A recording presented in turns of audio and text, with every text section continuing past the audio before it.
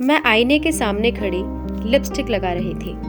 तभी मुझे calling bell की आवाज सुनाई दी। मैंने कॉलिंग बेल की आवाज सुनी और दरवाजा खोलने के लिए चली गई, क्योंकि इस समय मेरे पति राकेश आने वाले हैं। मैंने दरवाजा खोला तो देखा कि मेरा पति बगल में एक महिला और एक 6 साल के बच्चे के साथ खड़ा है। मैंने उन्हें देखा और पूछा, राकेश कौन है ये? मेरे सवाल का जवाब न देते हुए राकेश उन्हें साथ अंदर लेके आ गया और अपनी माँ को बुला लिया।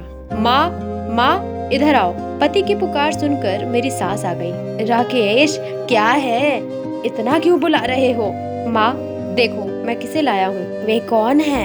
आपकी छोटी बहू और आपका पोता। ये सुनकर मेरी सास थोड़ी चौंक गई। ऐसा लगा जैसे उनके ऊपर आसमान फट पड़ा है और मैं पत्थर सी हो गई थी। मैं राकेश के पास गई और उससे पूछा, क्या कह रहे हो? तुमने जो सुना वही सही है। वो मेरी पत्नी पायल और वो मेरा बेटा अबीर है। तुम्हारी शादी कब हुई? 7 साल पहले। आपने हमें बताया क्यों नहीं? अगर तुम जानती तो क्या तुम मुझे शादी करने देती? और मेरे पास शादी करने के अलावा कोई और रास्ता नहीं था। तुम बांझ हो, ऐसी लड़की जिसके बच्चे नहीं हैं। तुम्हारे कभी बच्चे नहीं होंगे। ये सुनने के बाद मुझे नहीं पता था कि मैं क्या जवाब दूं और क्या जवाब देना उचित होगा, ये भी नहीं समझ आया। मेरी सास ने पूछा, ये कहाँ रहेंगे? यहाँ। क्यों? मेरे कमरे में। अगर वो तुम्हारे घर में रहेंगे तो ये कहाँ रहेगी? दिया तुम्हारे कमरे में सो जाएगी या पायल के रूम में। ये कहकर मेरे पति राकेश दूसरी पत्नी के साथ अपने घर में चले गए।